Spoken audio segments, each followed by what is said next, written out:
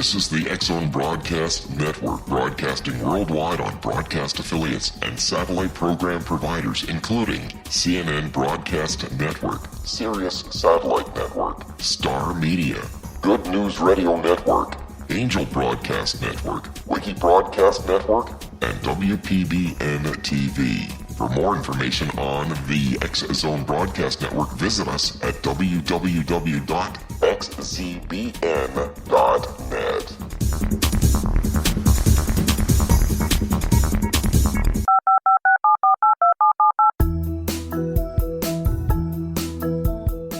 Did you know that when you're on the road with limited data or Wi-Fi, you can still listen to the X-Zone Radio Show with Rob McConnell, The Science of Magic with Gwilda Wiyaka, X-1, Dimension X, Space Patrol, and every minute of the X-Zone Broadcast Network by calling 213-401-0080, courtesy of Audio Now. No smartphone, app, or internet needed. It saves your data plan, and it's free if you have unlimited minutes.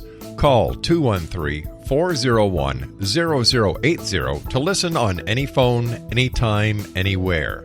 Remember, 213-401-0080 for the best of the paranormal, parapsychology, and sci-fi radio programming anywhere, 24/7, 365.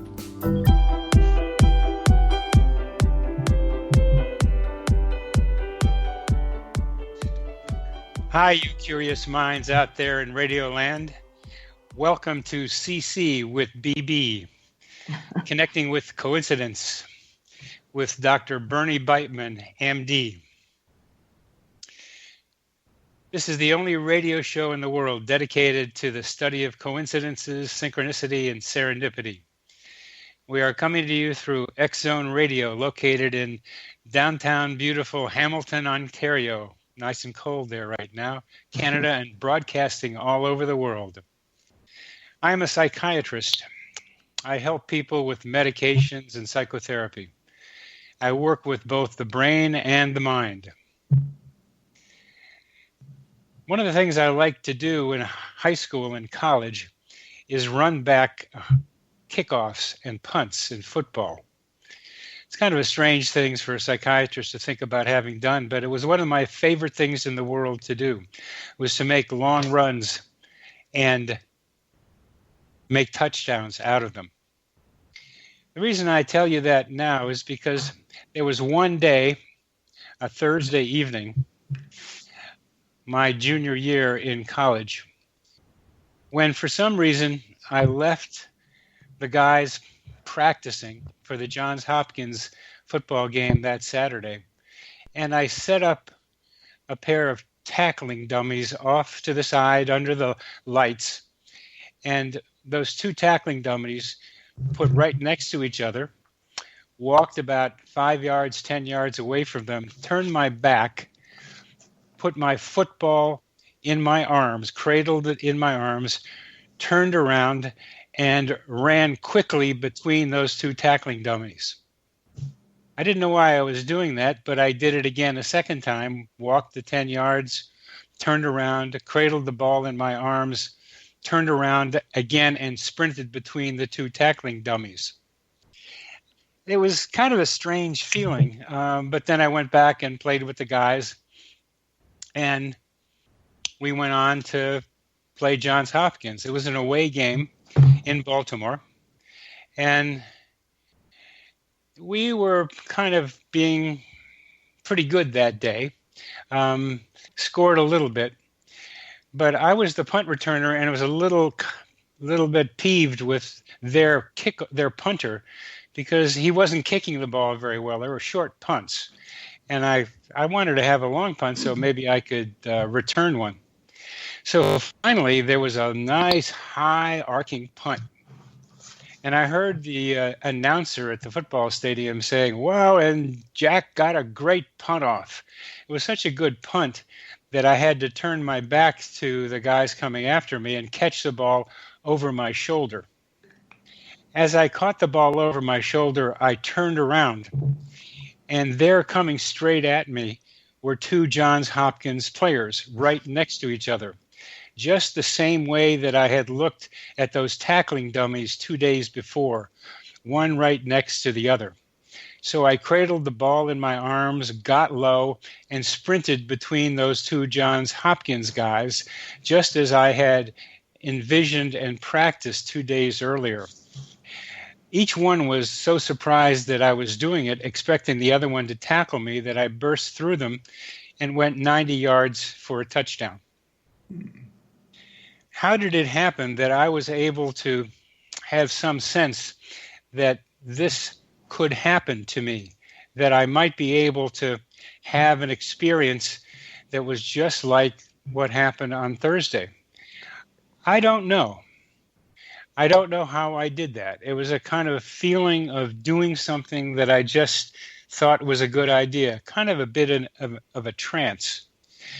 The reason I tell you about this is because our guests today have just written a book and will publish it soon on the future and our ability to tap into, to sense the future, and our ability to tap into our intuition and read signs from the universe to predict what's to come. Somehow I had been able to do that.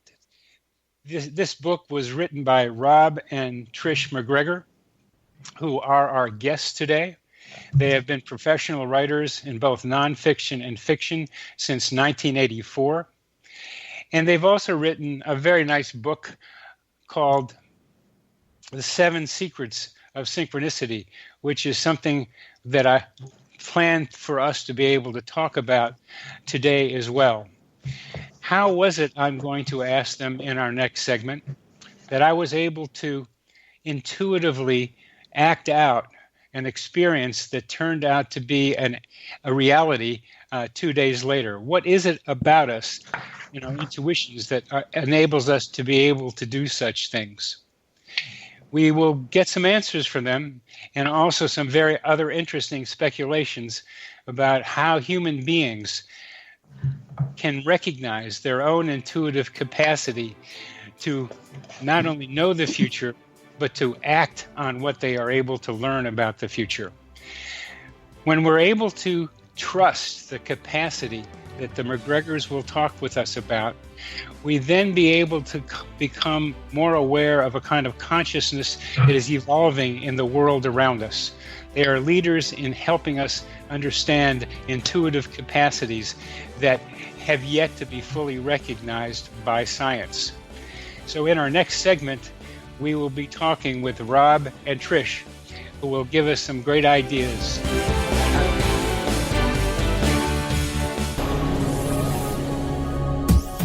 This is the X-Zone Broadcast Network, broadcasting worldwide on broadcast affiliates and satellite program providers, including CNN Broadcast Network, Sirius Satellite Network, Star Media, Good News Radio Network, Angel Broadcast Network, Wiki Broadcast Network, and WPBN TV. For more information on the X-Zone Broadcast Network, visit us at www.xzbn.net.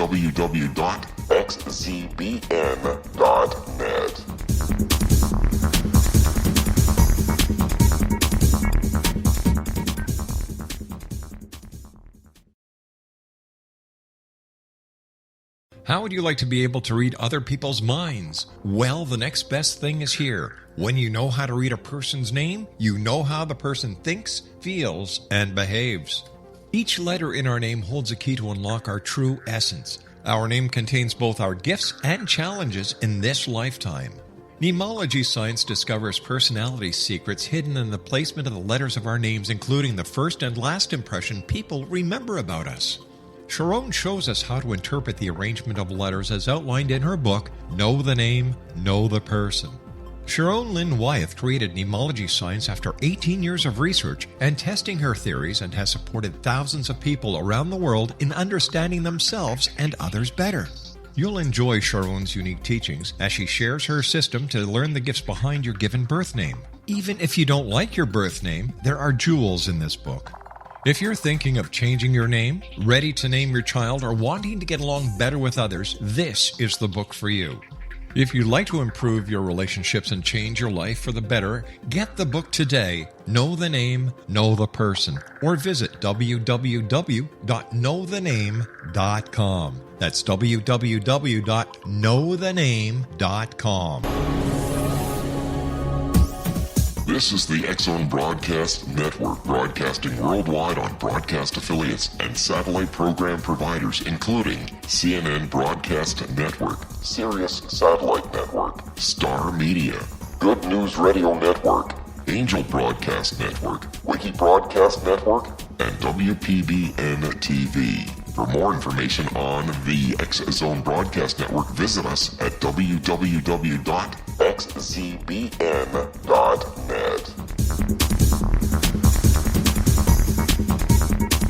Afterlife expert Roberta Grimes was the first one to say that dying can be fun. Now her best-selling book, The Fun of Dying, is available in stores worldwide.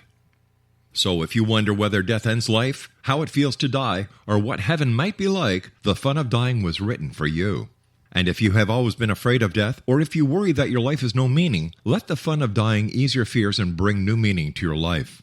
Nothing said in The Fun of Dying is based on the teachings of any religion. Instead, Roberta draws on evidence to explain how death happens, how it feels, and what comes next. A lot of the best death-related evidence was produced in the first half of the 20th century. When it is put together with recent discoveries, it tells a consistent and amazing story. Roberta Grimes blogs and answers questions at robertagrimes.com. Her wonderful book, The Fun of Dying.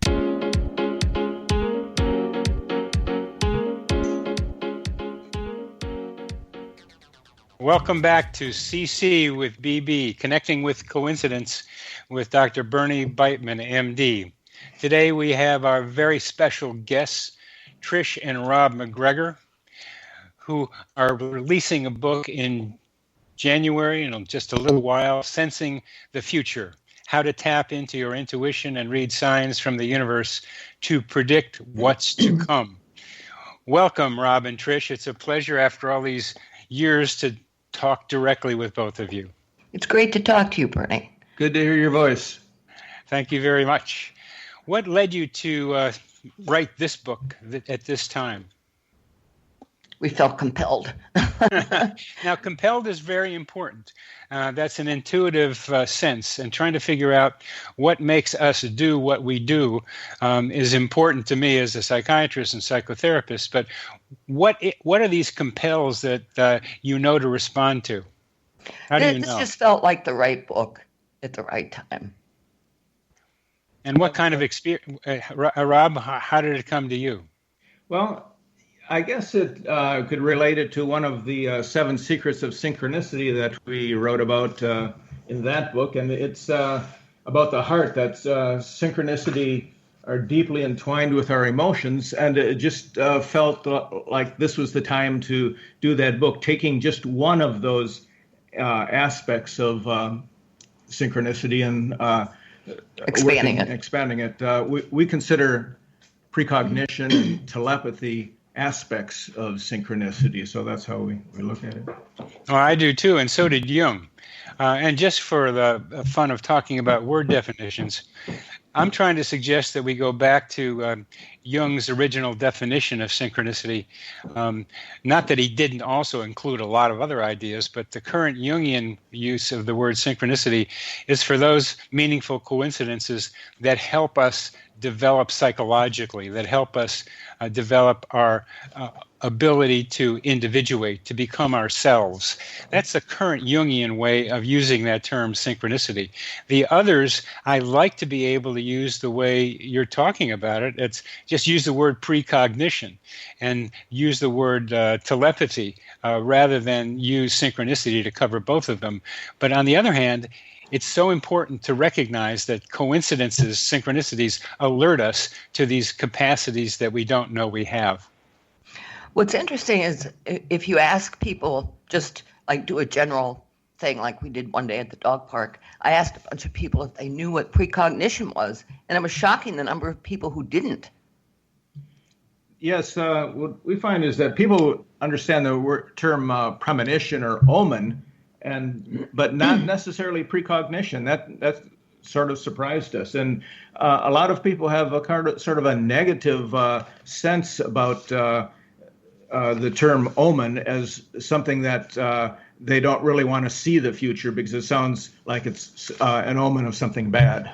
Yeah, ominous. Mm-hmm. Right. Omen comes from a word meaning bird. Oh, I didn't know that.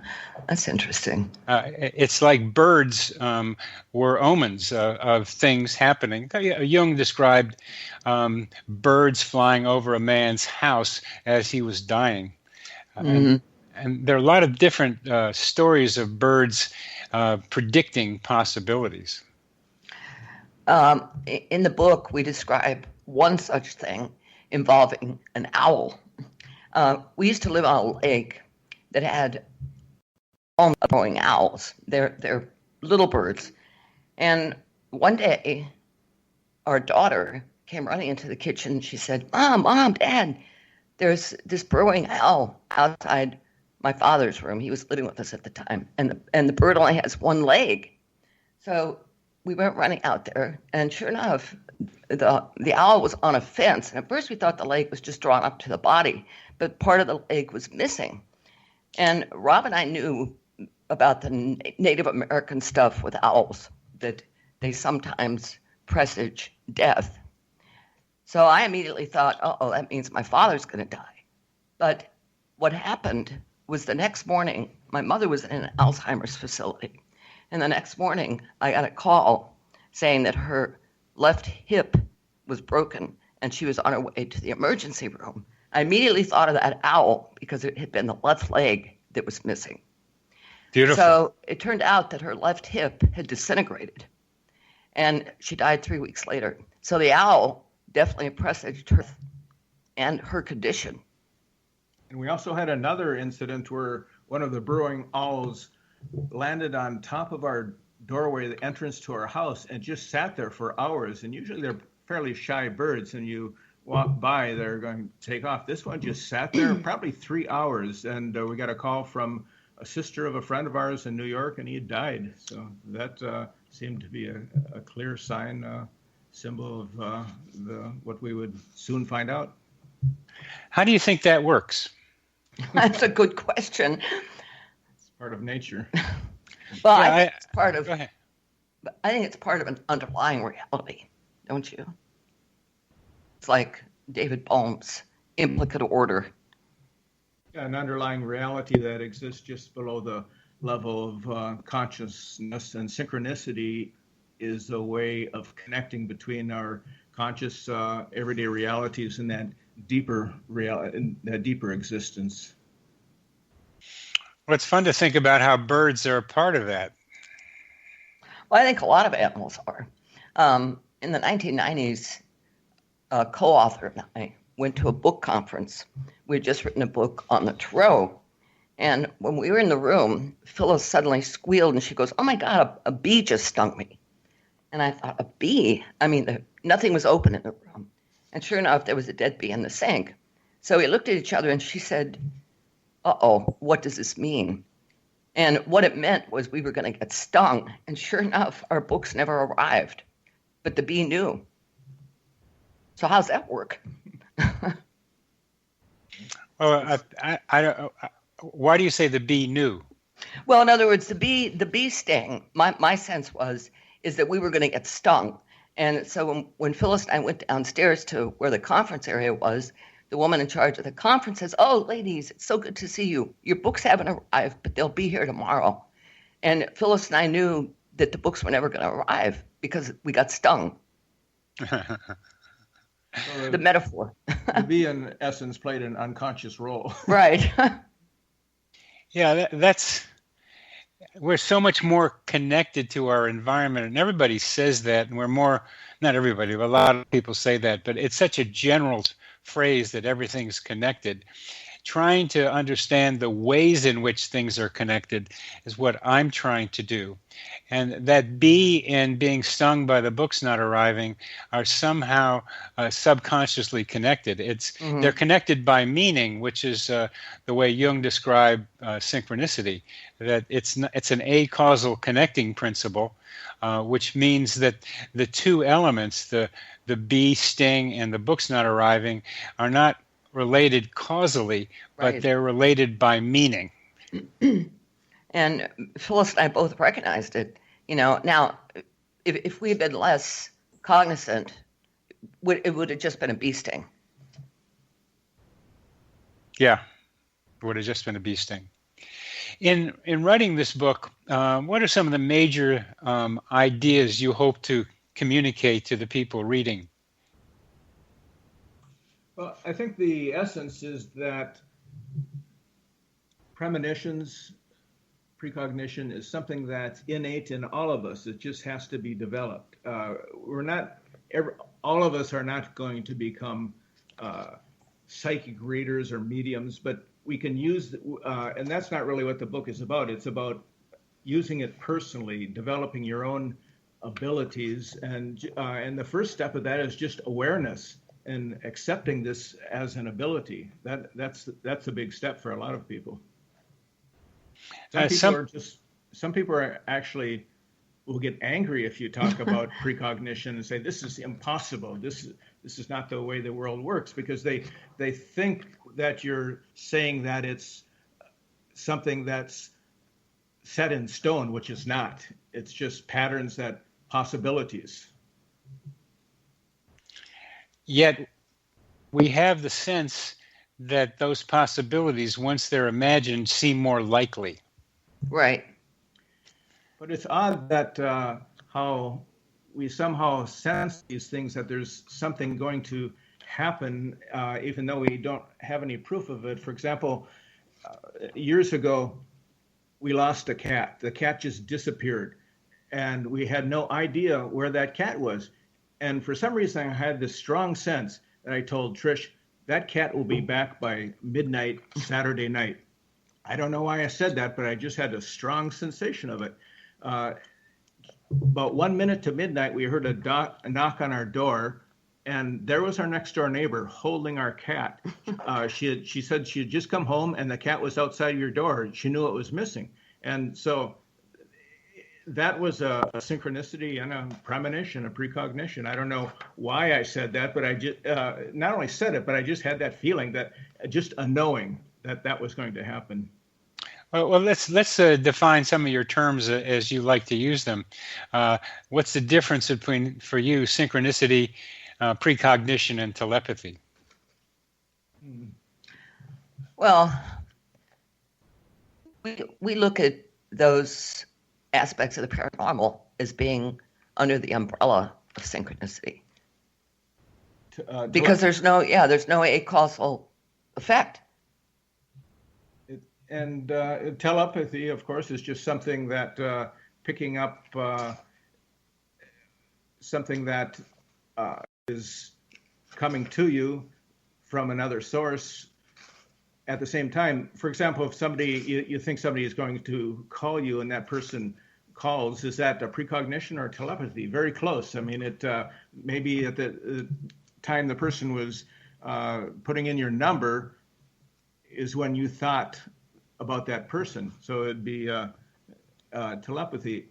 Another case that is both synchronicity and precognition that happened to me is this is an unusual story. It starts with a man coming to my door, and he owned a lawn service, and he asked me if I would be interested in his service to take care of our yard, landscaping, lawn cutting. And I said, no, we already have somebody. And I talked to him for a couple minutes, then he went on his way.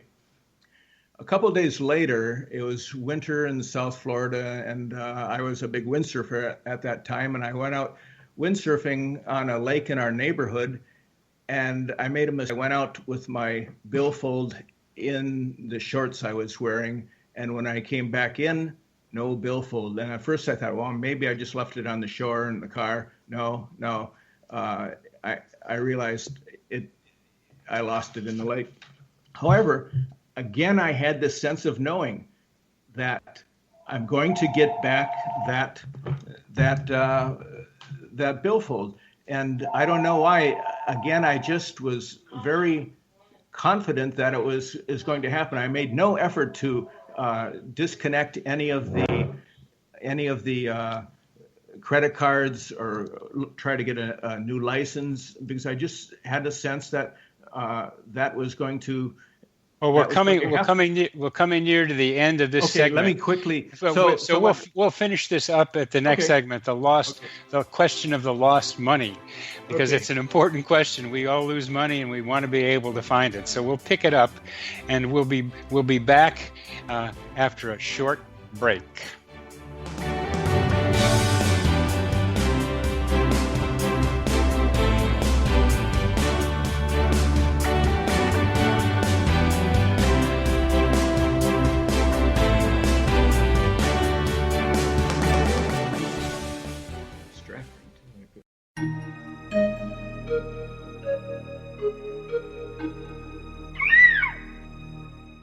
While science pursues fact, magic accesses the quantum level, bridging random facts to form truth. As long as science and magic remain separate and polarized, the truth cannot be known. I'm Gwilda Wiyaka. Join me on the Science of Magic radio program, dedicated to unification and evolution of consciousness. During each episode, I'll be speaking with experienced and respected scientists and mystics. From astrologers to astronomers, from medical doctors to shaman, the scientific method to dowsing and intuition, we'll weave together information from seemingly divergent practices to promote unity and enlightenment. Join me, Gwilda Wiyaka, and the Science of Magic right here on the Mutual Broadcast Network. For more information, visit www.thescienceofmagic.net. Gibbs A. Williams, Ph.D., is a practicing psychoanalyst, supervisor, researcher, and author in New York City. Much of his life has been dedicated to understanding nature and the uses of meaningful coincidences or synchronicities. His radical and original non-Jungian, non-mystical, non-magical theory of synchronicities illuminates much of the fog surrounding this challenging and perplexing topic. His ideas and manners are fresh, presented in a style that is both entertaining and highly informative. He is also an expert on crisis intervention, specially focused on violence reduction for the police and citizens, mastering anxiety, frustration, and stress without the use of medication, and effectively preventing and treating heroin addiction. Dr. Williams can be contacted at his email address at gwwilliamsny11@aol.com or visit his website at. Wouldn't you love to know the secret to everything? Well then, meet Dr. Kimberly McGeorge and her cutting-edge breakthrough knowledge that combines science with possibility. Dr. Kimberly brings real-life answers and healing to those open to alternative solutions. She teaches solution-based programs and classes that will change all areas of your life forever. Specializing in conscious creation, intuitive readings, and energy medicine, you can rapidly shift health, relationships, business, and money and abundance challenges quickly. Receive her best-selling book, Secret to Everything, at no cost by going to secrettoeverything.com/X-Zone. That's right, transformation can start now. Just go to secrettoeverything.com/X-Zone and receive Dr. Kimberly's book for free. Afterlife expert Roberta Grimes was the first one to say that dying can be fun. Now her best-selling book, The Fun of Dying, is available in stores worldwide. So if you wonder whether death ends life, how it feels to die, or what heaven might be like, The Fun of Dying was written for you. And if you have always been afraid of death, or if you worry that your life has no meaning, let The Fun of Dying ease your fears and bring new meaning to your life. Nothing said in The Fun of Dying is based on the teachings of any religion. Instead, Roberta draws on evidence to explain how death happens, how it feels, and what comes next. A lot of the best death-related evidence was produced in the first half of the 20th century. When it is put together with recent discoveries, it tells a consistent and amazing story. Roberta Grimes blogs and answers questions at robertagrimes.com. Her wonderful book, The Fun of Dying.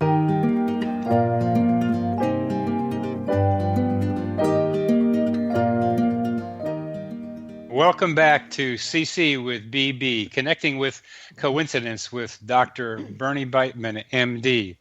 To have the delightful opportunity to talk with Trish and Rob MacGregor about their new book about our abilities to look into the future, our precognitive capacities, abilities that we all have, and with Trish and Rob are trying to be able to teach us and encourage us to believe that we have these possible capacities. Precognitions in the range of other psi experiences like telepathy and clairvoyance and perhaps psychokinesis, but it's different in that it's about the future rather than something that's happening right now. And we ended the last segment with Rob having lost his wallet out there on the lake somehow, and yet he came back home knowing that it was still there. Somehow he had a sense of peace and confidence that he would be able to find that wallet. So Rob, please pick us up where we left off. Okay, thank you. Rationally, it didn't make any sense that I was going to find that wallet, that it was going to come back to me. But a couple days later, I got a telephone call, and a man said, I found your wallet. And I said, where? He said, I was fishing in this lake with a net, and I scooped it up and pulled it in. Instead of a fish, it was a wallet. And I opened it, saw the money, saw your card, saw your name, and called you. And I was very worried that your body was also down in the bottom of the lake. I'm glad I'm talking to you, he said. And so I went to collect my wallet from him, and it was very surprising because it was the lawn man who had come over. The same man who I started the story talking about, a lawn man who had come to the door, and I met and talked to him. He's the one who found my wallet. So that's very strange. Well, all the money was still there. Right. And when I picked it up, it was kind of unusual circumstance too. The man was Indian, East Indian, not feather. And I went over to his house, and he was having a party, and there must have been about 50 people there, and the women were all in saris, and they had this Indian food cooking, all the scents of the Indian food. And I was walking around looking for him, and I was the only non-Indian in the place, and just moving around, and people were greeting me and saying, welcome, welcome. And then I found him in the garage talking to a couple men, and he handed me my wallet. And it's just a very otherworldly sense, I guess, as I picked it up, and all the money was there, and we shook hands, and he said, you see, I'm an honest person if you hire me. Wonderful. That was my story.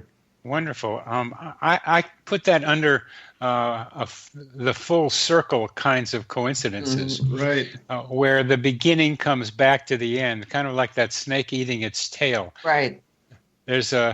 There's a kind of beauty and harmony to that beginning meeting the end, and maybe spiraling off like Saturn into some other spiral that Saturn keeps doing for us. So it's a beautiful story. That the money, not just that the money came back, but that the man was the first and the last part of that story. Right. Go ahead. Well, Robert Moss, in one of his books, talks about his lost wallet. And he was in the bathroom on an airplane, and his wallet fell into the toilet. And he managed to fish it out, before anything got saturated, lost. But he said in his book, he says, if this had been a dream, he would have thought about it more carefully. And he felt it was a precognition about what was going to happen to his money. And sure enough, in 1987, he lost a lot of money.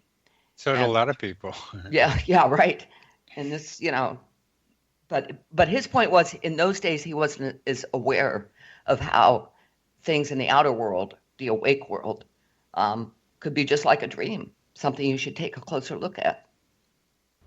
It's the ones to take a closer look at about that I think are the most challenging for people like you, trying to suggest that precognition is something we should pay attention to. You and I have talked about this before, but a mother has a dream of her child walking to school, and in that dream, the child is hit by a car. And the mother just thinks it's a nightmare and doesn't do anything about it, and the child is hit by a car and is severely injured. It's when do you know what precognitions, what future views to pay attention to and act on, and which ones should you just forget about? Boy, that's a good question. Tell him your dream. Rob had a dream the other night that he was standing in the middle of the road. Oh, yes. Standing in the middle of the road, and suddenly a car was coming at me, and I thought, well, he's going to go around me and stop. But he didn't. He just ran me over. And then in the dream, Trish was saying, talking to somebody, he's paralyzed. And then a bit later in the dream, she said, oh, he's dead. And I was just, had no emotional effect on me at all. It's just a dream. And but when I woke up and told her, she was very shocked by it. So don't go standing in the road. This was at some sort of protest. So I said, we're not going to any protests. Yeah, you hear the stories of people not getting on airplanes and airplanes crashing, and those deserve more study. But as you write in your book, some people have visions or dreams related to mass events, like the sinking of the Titanic and the Boston Marathon, and also 9/11. Even though they're not the ones in danger, as well as sometimes they can be. What do you think makes that happen to some people? We call these people planetary empaths because they seem to sense mass events through the manifestation of physical symptoms, which, I'd never heard of until, 2010, I think it was, when we first started hearing about this. Some of the symptoms would be like bleeding from the ears, clicking or ringing in the ears, extreme vertigo, heart palpitations, insomnia, migraines that last for days, abdominal pain or discomfort, nosebleeds, poltergeist phenomena, profound sadness. And all of these emotions don't relate to anything in their personal lives. That's part of the equation. They just sense something is coming up, but they don't know what it is or where it is. So it's an experience that is not very helpful and not very pleasant to the person having it, but yet they know something is coming up. And we had one person before that the terrorist attack in Paris, was just telling us there's something coming, I feel terrible. And the next day it was the Paris attack. But so it's frustrating because why can't they pinpoint it? And even if they could they stop it? Could anything be done? That's on especially a person in your own personal life. Yes, you could avoid, if you were in Paris, you could avoid being in the area in the conflict. But as the larger picture, some of these things are just meant to happen, it seems. It's an important distinction that you're raising in my mind here. Those experiences that are physiological, that are physical, and the person can't really pinpoint the source. I had that with my father when he was choking on his own blood 3,000 miles away, and I was choking on something that I couldn't get out of my throat. And I didn't know what that choking was when I was choking, but I found out the next day from my brother that my father had died choking on his own blood. Now that is a physiological experience without knowing the referent, without knowing the source. But there are many people who have experiences where they know that someone is in distress. So a woman, for example, at a party suddenly feels chest pain and anxiety and knows that it's her husband having a heart attack and rushes home to find him and call an ambulance for him. In his book, Telepathic Impressions, Ian Stevenson describes both kinds of of telepathic experiences. Simulpathity is what I call the ones that are like what you just called planetary empaths, where you have an experience and then find out what it might be about. Telepathy used to mean just what we're talking about here. It used to mean feeling at a distance. Distance, pathy, feeling. But I've invented the term simulpathity for the original definition because it's more about feeling than cognition. Telepathy has become more cognitive. So what do you say about the people who do have images and dreams of 9/11, of other disasters, of maybe the Titanic, and then they know it's going to happen, not that they can do anything about it? Well, actually, with the Titanic, a number of people did do something about it. They didn't get on the ship. Yeah, again, they couldn't stop the event from happening, but they could change their own life, change their own futures. Yes. And see, go ahead. Your experience, Bernard, was personal in that it was your father. With these empaths, it's rarely personal. There's something coming. You know, it's that sense of foreboding that may not be connected to you at all. And yet, with the Titanic and perhaps airplanes, it is.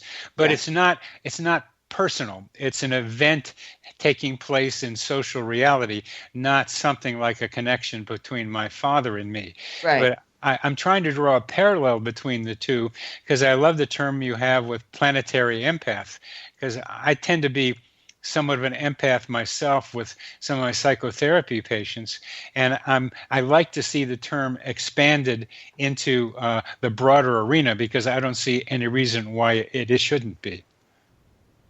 That's interesting. Well, Jung certainly was empathic with a lot of his patients. I'm trying to. There was one particular case where I believe he was in a hotel room. Yes, and he felt a severe pain in the front or in the back of his head. Yes, and had been shot. The man had shot himself and shot himself through the back of the head. And yes, that's one of that's a kind of what I'll call simulpathity experience for Jung. Another illustration of his ability to feel with what other people are feeling. Bernard, I'm wondering, have you looked into the aspect of the trickster related to synchronicity? I think that's a wonderful, wonderful idea to get to, because one of the major points I try to make is that not all coincidences or synchronicities are beneficial to everybody. Sometimes there's some problems involved with them, and the trickster tempts us with some of those possibilities that seem like maybe they're not. I did a blog post. Just because you have a coincidence, does that mean our relationship is meant to be?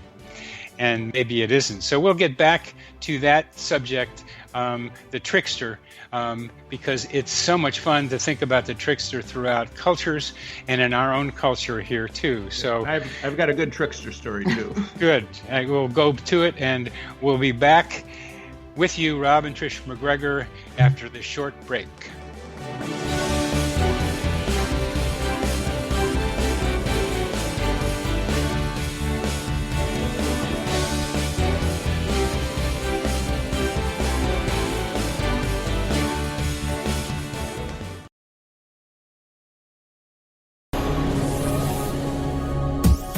This is the X-Zone Broadcast Network, broadcasting worldwide on broadcast affiliates and satellite program providers, including CNN Broadcast Network, Sirius Satellite Network, Star Media, Good News Radio Network, Angel Broadcast Network, Wiki Broadcast Network, and WPBN TV. For more information on the X-Zone Broadcast Network, visit us at www.xzbn.net.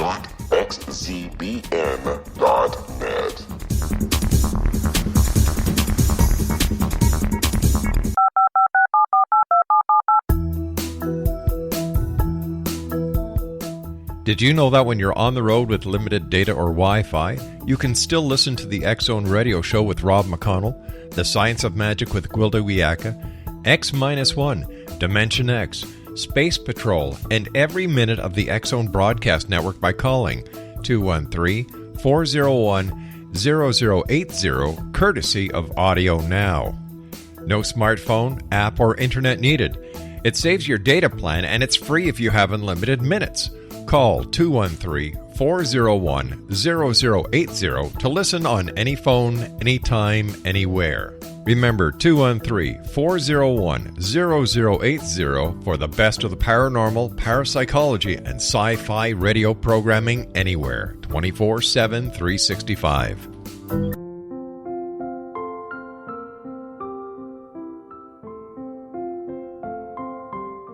I am Dr. Carl O'Helvey, founder, president of a new cancer foundation focusing on evidence-based physical, mental, and spiritual interventions, including natural cancer cures, prayer, meditation, affirmations, nutrition, and other related holistic cancer prevention and cure modalities. These are used in cancer education, research, and financing care. I ask for your help to continue this important work by donating at www.holisticcancerfoundation.com.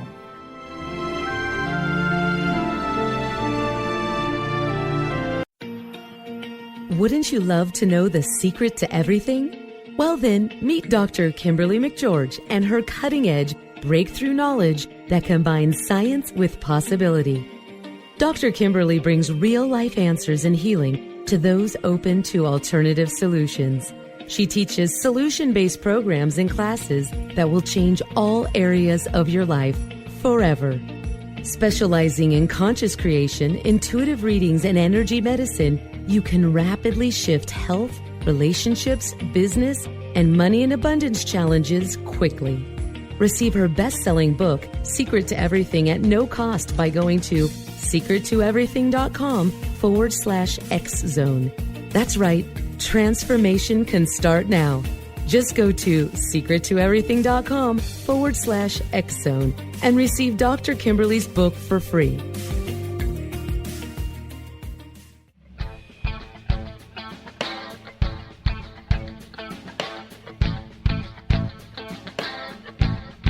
What Happened in Benghazi is revealed by Nicholas Genix, author of Obama, Islam, and Benghazi. He informs the American people that President Obama deceived them by advocating a strong foreign policy prior to the 2012 presidential election, and Hillary Clinton supported this deception. As the title infers, there is a connection between Obama, Islam, and Benghazi. Ample evidence informs Americans that Obama's early indoctrination in the Quran developed an affinity for Islam, why the Quran is the source of discontent in many countries, and why the Obama foreign policy deception led to poor military action and caused the loss of American lives in Benghazi. Genix provides 36 questions for the Select Committee on Benghazi to validate if Americans are justified to mistrust President Obama and Hillary Clinton.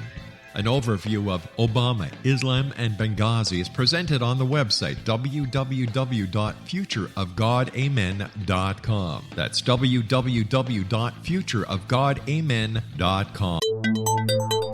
You're listening to the X-Zone Broadcast Network, www.xzbn.net.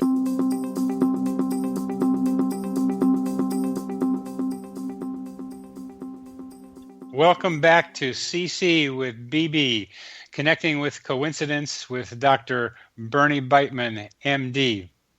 Today we have the pleasure of talking with Rob and Trish MacGregor about precognition.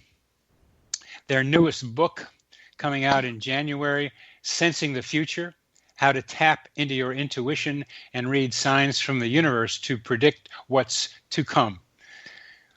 We were talking, and we will continue talking now, about the trickster. In many major cultures, there is a trickster. Sometimes in Indian culture, American Indian culture, it's the coyote. And I can't help thinking of Wile E. Coyote and the Roadrunner, and how that coyote got tricked a lot by the Roadrunner in some very funny cartoons. But here we'll talk about how the coyote or the trickster in its many different forms can trick us in terms of presenting coincidences or synchronicities to us, which may not be exactly what we think they could be. Rob? Yeah, I have a story.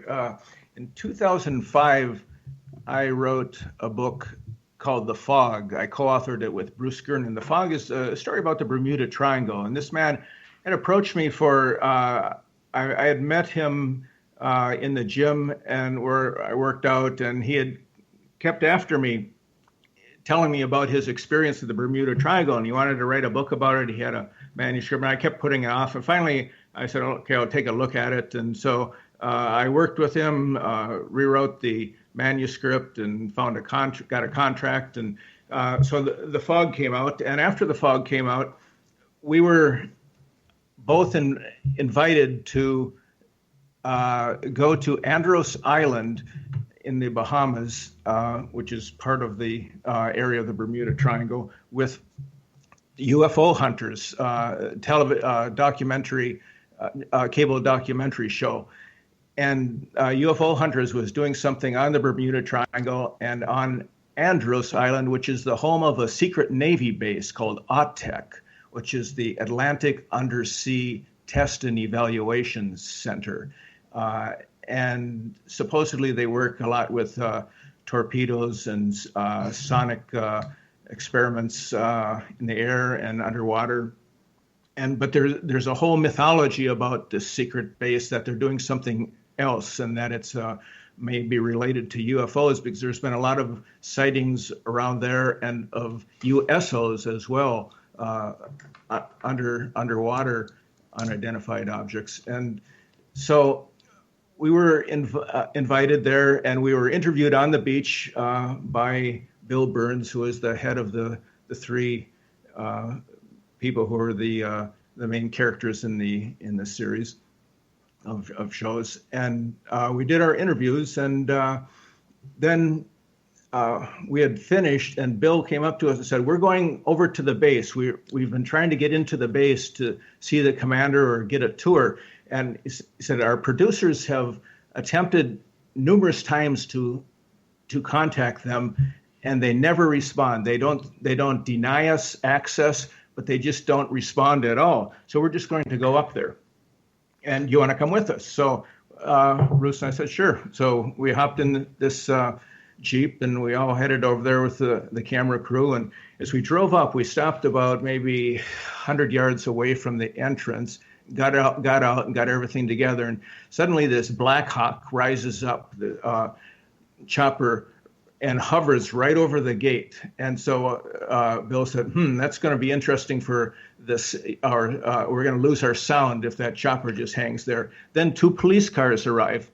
Instead of driving directly towards the gate, they came crosswise and parallel to the gate, blocking it. And we were walking closer and closer, and Bill suddenly stops and said, "I got the feeling they're not interested in having us as visitors here." So we backed off, and that seemed to be that. No interview with the commander, no tour, and so we went our ways and went back home. So 4 months later, Trish and I are helping our daughter move to college, into her college dorm room. We're in Sarasota, Florida, on the opposite coast of Florida from where we live. And we'd been working all day, and we decided to go downtown and relax, and went into this bar restaurant where there was some live music playing, band playing some old songs from the 60s and 70s. And it was very crowded. It was a Friday night. There was only 2 spaces left on a high top table, and so we moved in there, and there was a couple sitting across from us. And so when the music stopped, we just started talking with the couple a little bit. And unbelievable as it seems, the man sitting across from me was the commander of AUTEC, and he had just retired. And so we started talking, and I told him about the show, and he was very fascinated and very interested, but also very closed-mouthed about exactly what's going on there. But he was very friendly, and very curious.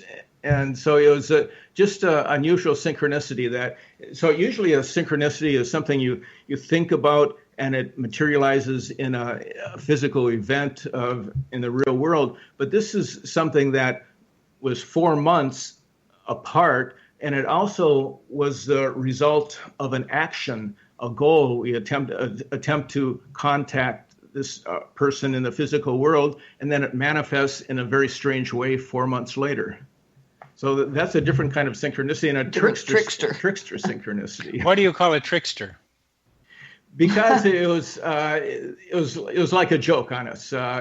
Here we were attempting to make this effort to contact this person, this commander of the base, and they're in the most unlikely circumstances in a different place. There he's sitting across from us having a drink with us, and he's very friendly. And we started talking about the UFOs, and he said, "I need another martini," he said to his girlfriend. And it was just... it was weird. It was a very strange experience. It was a trick because you got what you wanted, but you still didn't get what you wanted. You didn't exactly. Get it. Yeah. That was the trick. It was almost like a repetition of the helicopter and the police cars blocking the gate. You were near, but still very far away. And now that I think about it, there was another aspect. He gave me his email address, and I was going to, it was difficult to talk in too much detail because the band started playing again and it was loud and noisy, but he seemed interested, and I thought, this is going to be an opportunity. And then I lost his email address and I was never able to contact him. Now that's a trick. Yeah, right. You played on yourself, because here he gave you his email address, which meant maybe he would continue talking with you. Right. And so here you got in your own way of following it up, or maybe you weren't interested anymore. Oh, we were interested. Yeah. We were interested, but... Yeah, very interested. And we found it very frustrating. You got in... What's curious to me is I wouldn't call this trickster. The trickster ones are ones that fool you into thinking it's one thing, but it really turns out to be something else. Like our relationship is meant to be because of all these coincidences. That's a kind of a trickster thing. This is you asked, you didn't get it the first time, you got it the second time. And then when you got it the second time and were given the opportunity to go through the gate, possibly, you lost the key to the gate. Right. Yeah, that's interesting. That's interesting, yeah. And the way I think about what happened to you is that you were pretty energizing the idea of talking with this guy or somebody like him. I mean, that was a lot to go there and try to be able to get through the gate. And I think we have this human GPS capacity, which allows us to get to places where there are people, things, or ideas that we need or want. But we get there without knowing how we got there. It's something like what you're talking about with precognition. It's something intuitive, but it's more behavioral than it is kind of emotional or intellectual or cognitive. We have an intuitive pull or a compel, the kind of compel that made you do your book, something in that area that pulls us, that drives us, to guides us to where we want to go. And I have lots of stories like this where people want something and somehow end up in the right place at the right time to be able to get what they're looking for, but they don't know how they got there. I like that idea of intuitive GPS. Yes. That's a good description. Well, I think that's, I thank you. I think there's lots of stories, and it'd be great if you kept collecting one of those, and maybe you'll have some of those, and maybe you'll have one of those intuitive compels to write another book, this one about intuitive GPS. Yeah, that's a good title too, Bernard. Intuitive. Okay, well, you guys put out those books a lot faster than I do, so it may be worth doing. So we're going to be wrapping up our show in just a bit. And just want to tell you what a pleasure it's been to, after all our emails, to be able to talk with you directly and be able to get people to know something about your book. Please tell us the title and the publisher, and then we'll sign off. It's called Sensing the Future, How to Tap into Your Intuition and read signs from the universe to predict what's to come.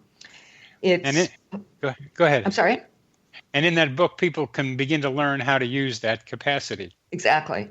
And it's published by Page Street Publishing. It'll be out January 10th. All right. Thank you very, very much for being with us on the show CC with BB. Until next time, more coincidences. Bye-bye.